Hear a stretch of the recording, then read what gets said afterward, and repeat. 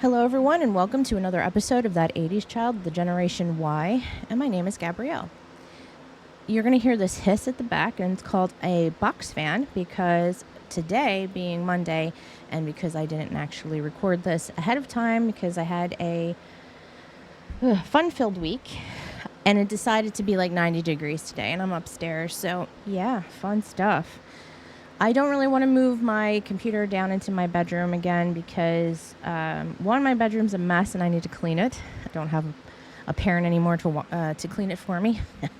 But now I was like reorganizing things, and it was getting to a point where I couldn't, usually in my chaos of organization, so chaotic organization, I can find things because I kind of have an idea where it is. But this was like just complete chaos. There was no organization at all to it. So I'm going to try and do like reels and shorts and stuff like that because just to kind of promote it a little bit more, because I've had a drop in listeners ever since I said thank you for listening.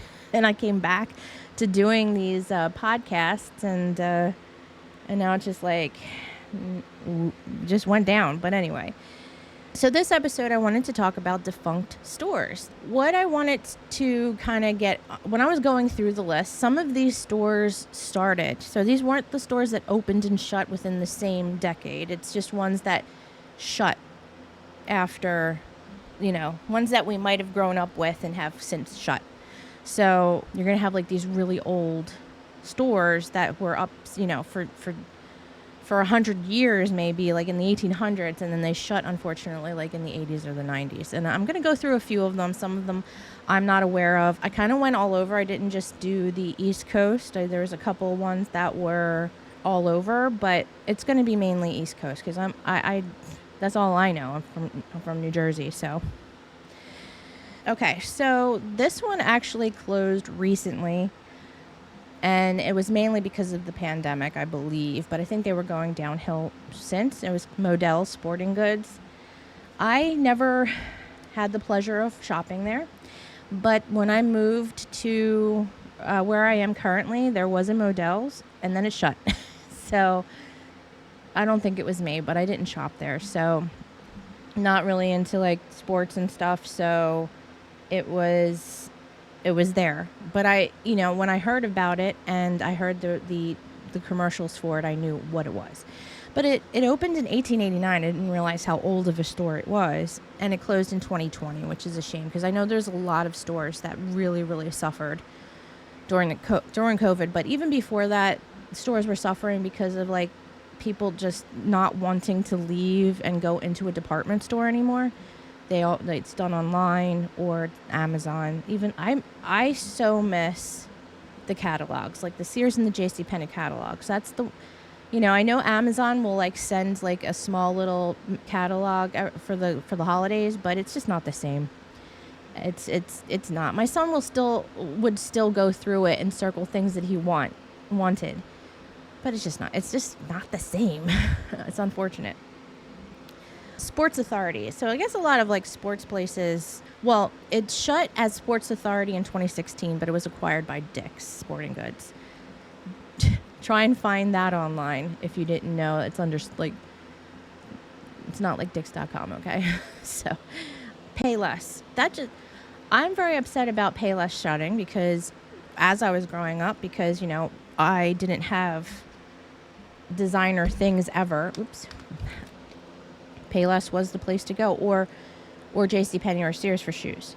When my mom was bougier when I was younger, it would be like Macy's or something like that. So they closed in 2019. So before the pandemic, really, I don't know what. I think they just were just like everything else, just everything going downhill. Okay, so Delia's. I remember this because I always would get them in the mail, like the catalogs for Delia's. It was from 1993, and they closed in 2014. I believe they had a store in Hamilton Mall where I would go. That's in Mays Landing, New Jersey.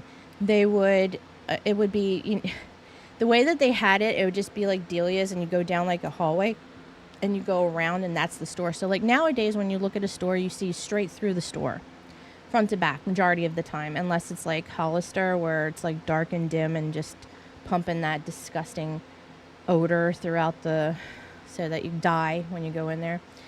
And you start smelling like that, whether you liked the smell or not.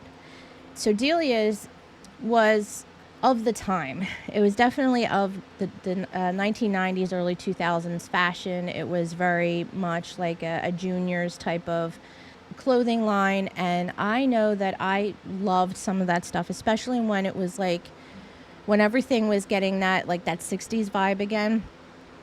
I loved all of their like bell sleeve shirts and stuff like that, but I never was able to buy any because their sizes were like extra small, 0, 1, 2, and I was never ever that thin. And I'm a bigger person, unfortunately.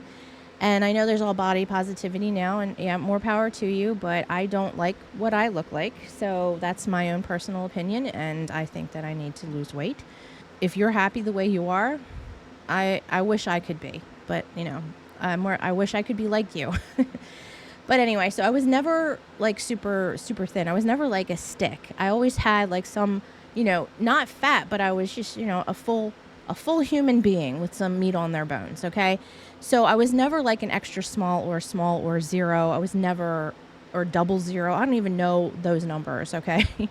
So I was like, I want to say I probably was on the upper tier of like 8 to 10 or 12, as I got older, I got fatter. So, it's just what happens. So I never could buy anything. So it was depressing every time I go through and like, I want to be able to wear this. And I would be on, my mom was like the queen of diets, especially when growing up, or, going through the 70s and 80s when it was like the height, especially the 80s, the height of that mania when it came to fitness. And you had all the fitness gurus out there and the fitness machines and the new types of diets to try. So like there was like the grapefruit diet that all you would eat was grapefruits. There was a diet that my Uncle Jimmy told my mom about with like, it was like a soup. It was kind of like a gazpacho, which by the way, I'm not big on gazpacho. I don't like cold soup.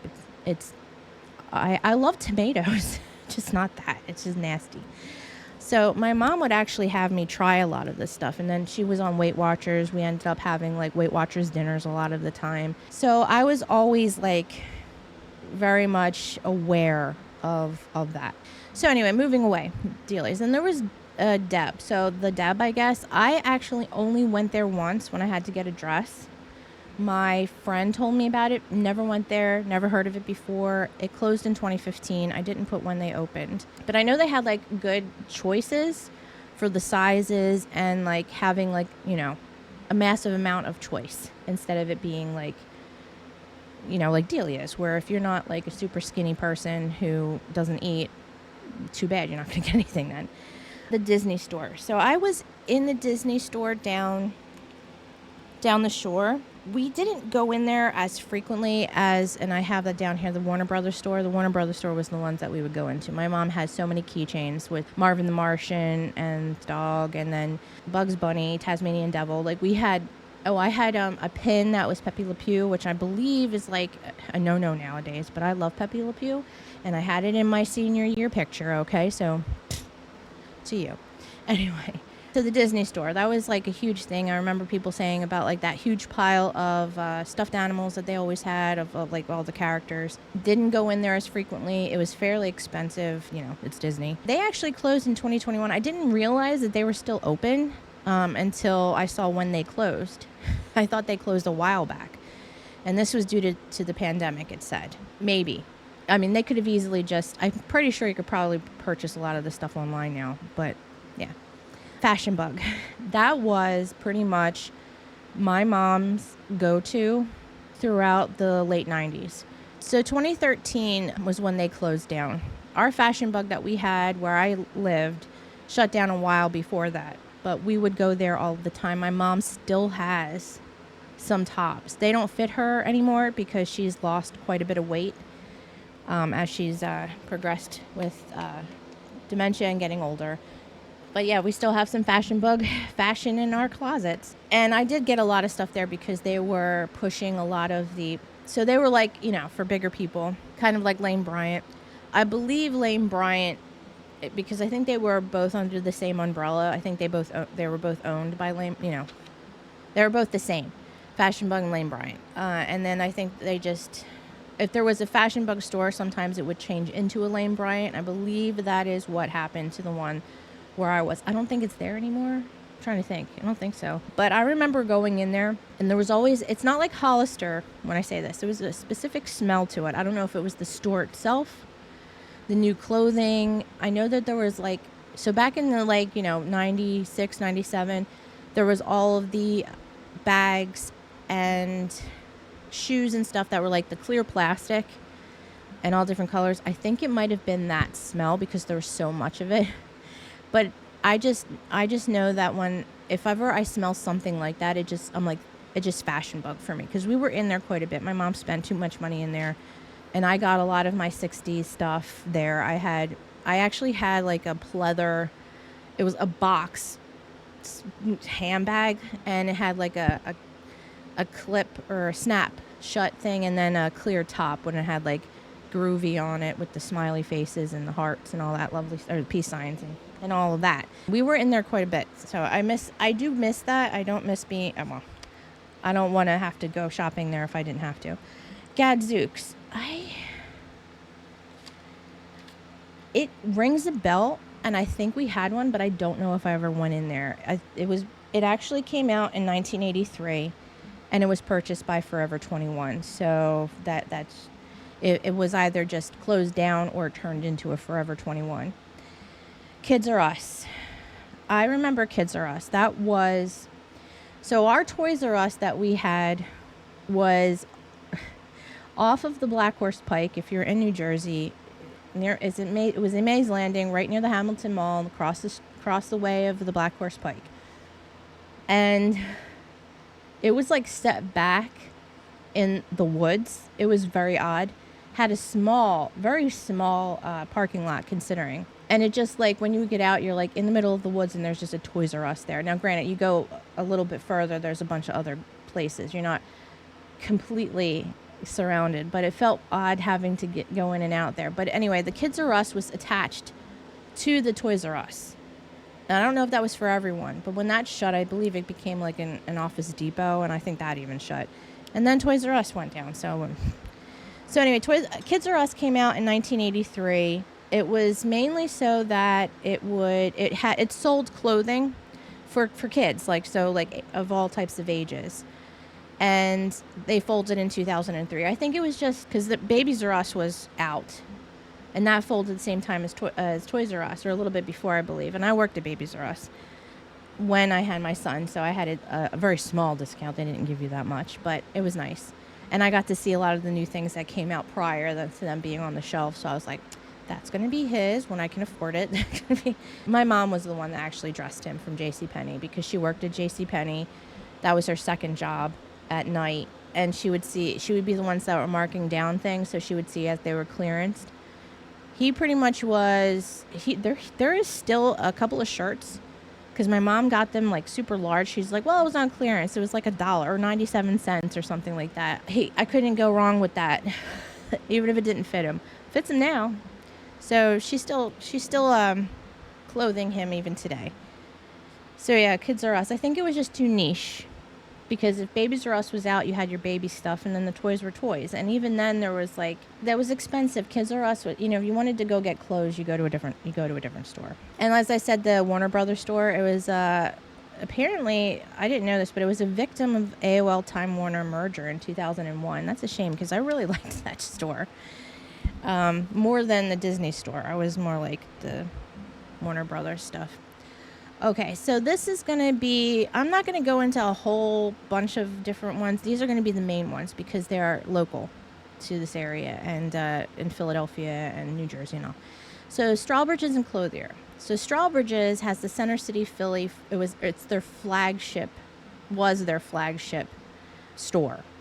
And it was opened in 1868 and to 2006. And this was, when we lived in Pennsylvania, my mom's favorite store. And I remember when she would hang out with my sister-in-law and my niece, because my niece is,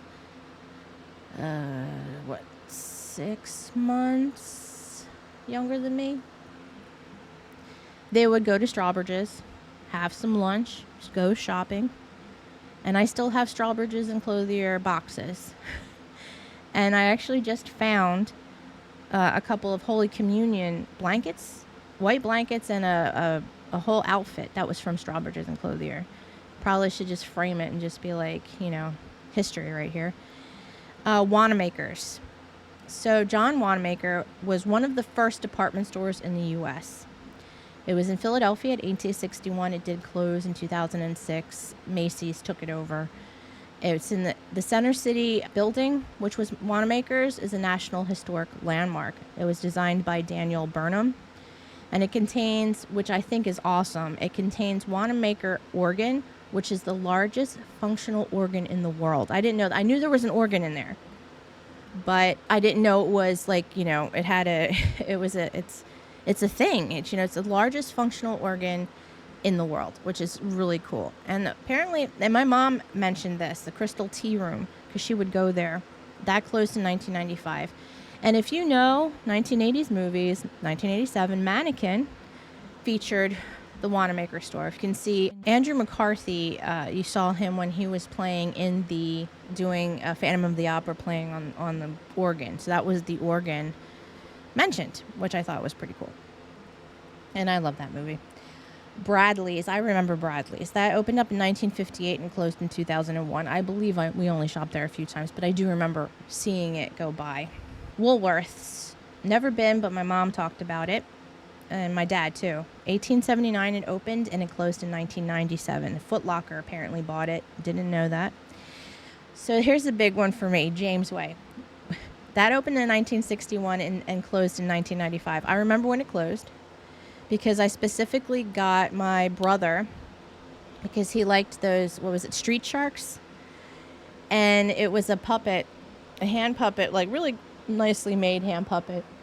It was like more expensive than I could afford out of my little allowance that I would get. And because everything must go, when it closed, I bought it, and he got that for Christmas. We would go, it was kind of like a Walmart, I would say like a mix between Walmart and Target.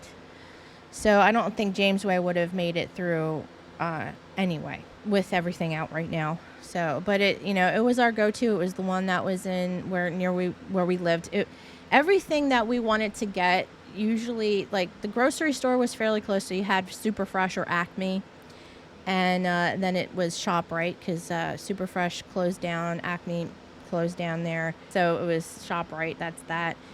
And then we didn't have Walmart for a little while. Jamesway was there where the Acme was, and then everything just kind of just moved around. Lord & Taylor. It was the oldest surviving department store chain in the U.S. It opened in 1826 and closed in 2021. And I do remember it closing because my one friend from work, she was like, they're closing the stores, and she got like all like these new tops, and she's like, yeah, like I never would have been able to afford any of this stuff if it wasn't for all like discounts and stuff. So it said the Sadia Group acquired it. It acquired its intellectual property, and it launched a website. So it's not actually Lord & Taylor, it's just their intellectual property. So if you see it online, it's another group that acquired that. Montgomery Ward was the first mail order store then, and now it is actually online only.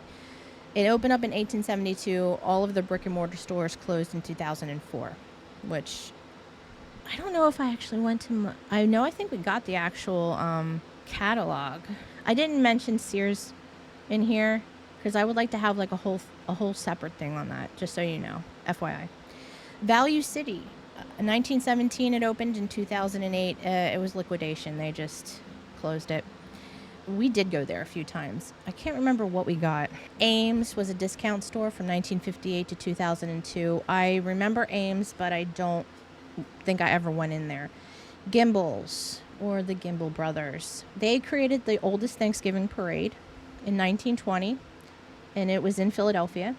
Their chief rival was Macy's, and they were opened in 1842, and they closed in 1987 in liquidation. So I would not remember Gimbel's, but my mom, she would tell me about Gimbel's, and it was if you lived in the Philadelphia area, if you lived, that was the parade to go to. And they always had like these really awesome displays for Christmas. So my mom would always tell me.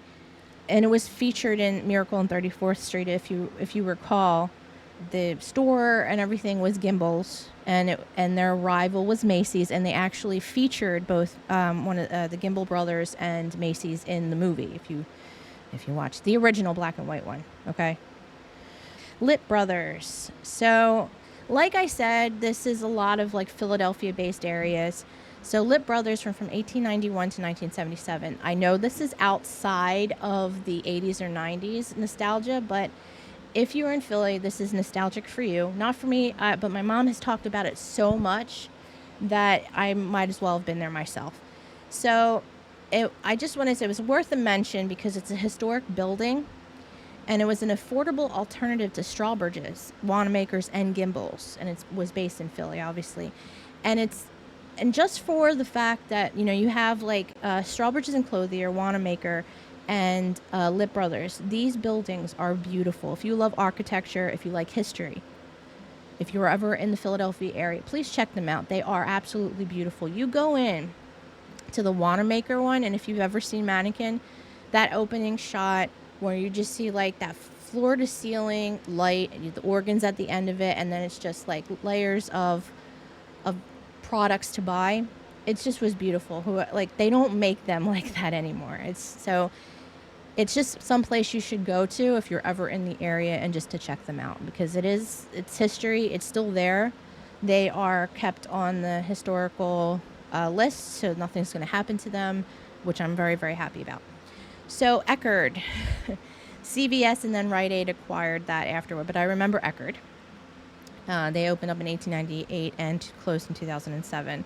So, side story about Eckerd, the only reason why I really brought that up, in my entire life, I'm not dead yet, but up until this point, I very rarely, first I never really got in trouble at school. I got in trouble a handful of times when I was chewing gum, because you're not allowed to chew gum in school, and this was a Catholic school, if you didn't recall me mentioning this before. It was, you couldn't chew gum, so I had gum one time. I got yelled at. My mom didn't sign a paper or a test for me, and they didn't sign it, and I had failed it, because this was 7th grade. Yeah, I almost failed 7th grade. I just didn't try. So it was a failing grade, and the reason why the teachers would have them sign it is so that they made sure that the parents saw that you were failing.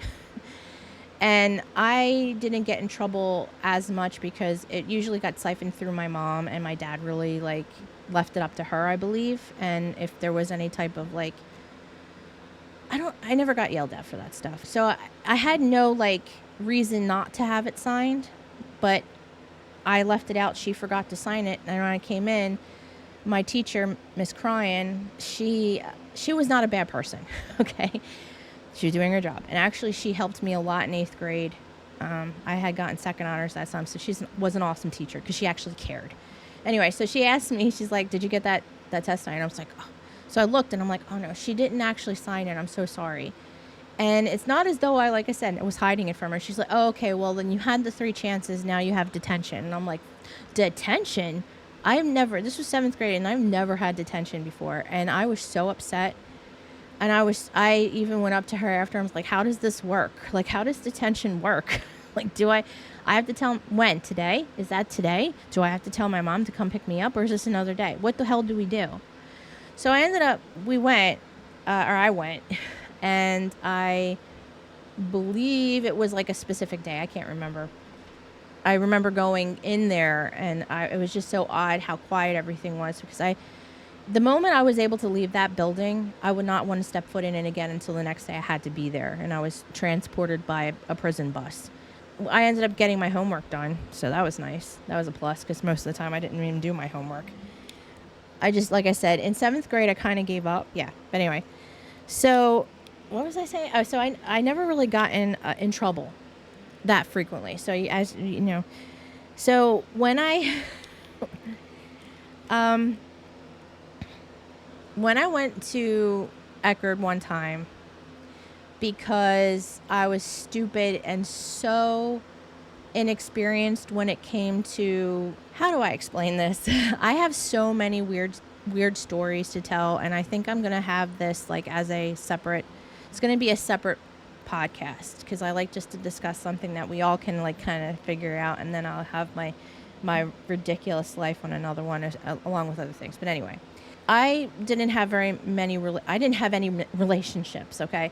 I didn't date. I hated everything about myself, and and I was made fun of, so nobody was really that interested. And I was with the same people for 12 years, with the exception of when we got into high school. There were some changes to that, so I saw people who went to other schools at the time, but it wasn't that many. Okay, there was only 100 graduating kids in my class for 2001, so that's how small. So it really didn't have much of a change. So the people I talked to were outside of school. My first experience in other things, I didn't understand all of the workings, because Catholic school didn't teach you diddly squat. My mom was the one that pretty much told me as much as I knew, but even then it wasn't like, only as I asked. She didn't actually like offer the information. So I thought I was pregnant, okay, because I was stupid. Went to Eckerd. I had money of my own, and I was going to go get a pregnancy test. But as I'm standing there, and I was in my freaking uniform from school, because that was the only time, because I was driving, and it was the only time that I had moments to myself that I was like, you know what, let me get this done now and be done with it. So nobody was with me, because I was like so scared. I was so like, I didn't know what the hell was happening. So I went into there, and this is, by the way, I only did anything one time. I was just so stupid. I was so immature and naive. So I went there, and I went and picked up a pregnancy test. I'm like reading it, and I'm like, okay, is this good? I don't know. Like, and I went to go and pay for it, and I'm standing in line in my freaking Catholic school uniform with a pregnancy test in my hand. And I was like, what the hell am I doing? And I went and I put it back, and I left. And as I'm walking to my car, and I walk fast, I wasn't like running. I walk fast anyway. It was just something that I grew up with. If you listen to Music and Bullies, I think that was within my first season, I mentioned why I walk fast. So you can check that one out. I saw a woman come out and like with the Eckerd shirt on, and I looked over and I'm like, what? And then as I'm in the car, I'm like, she probably thinks I stole this thing, because I walked out pretty quick. So I went back in, and I said, and I put my bag, which is like, if you remember those stupid little like cinch backpack things I had, and I was like, here, I didn't take anything. The test is right there. You can see, because I just shoved it on top. You can look through my bag, and if you want, you can go look at my car. And she's like, oh, I'm glad you came, She's like, we thought you might, and I'm like, well, you could have just came up to me. I didn't steal shit, so you can go check your stuff. So I never went into Eckerd again. And they're shut, so. And then, the last one that I'll mention is Thrift Drug. That was open in 1935 to 1997. Now, but it said it was Eckerd's successor. I wrote this, which can't be, because Eckerd closed or was taken over and acquired by CVS and Rite Aid in 2007. So we had a Thrift Drug in Hamilton that we went to. I think that was for all of my dad's medication for a long time, and then we ended up going to Rite Aid after that. I know there's so many more, and I think I might go in and do another one for like, I did a lot of like Philadelphia area ones, but like I said, there's so many historical things in Philly, and here's my plug for Philadelphia. Now I know the area is known for, I know the area might be a little scary to people if you hear anything bad about Philly. But I've walked Philly on my own. Recently, I've walked Philly on my own. And I walked with my son, and I was there when I went to college for 2 seconds back in 2001. Now, granted, things have changed a lot since then, but regardless, it's still a really awesome place to go and see some really, really cool old buildings, like the way things used to look like Most of my family grew up there. It's cool to see areas. It's a really great place to go and check out for historical things, and you get to see how things used to look like, and and there's a lot of stuff to do there. And they have really awesome restaurants, bars. It is a beautiful area if you look for it. And if you want to see bad things, you'll see bad things. Not that you want to see them. I'm seeing it's all about a mindset too. So I mean, obviously keep yourself aware, but it's not. I never felt like I was in trouble when I was there. And I walked Atlantic City on my own, so that place is creepy. And I'm talking not the boards, not where the shore is, not like where where the casinos and stuff are. I walked in Atlantic City, okay?